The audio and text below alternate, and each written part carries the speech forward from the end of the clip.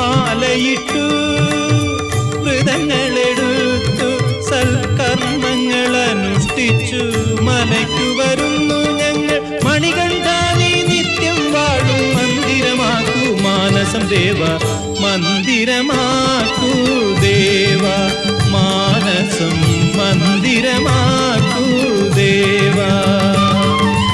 മനസ്സിനുള്ളിൽ ദൈവമിരുന്നാൽ മനുഷ്യനും ദൈവവും ഒന്ന്.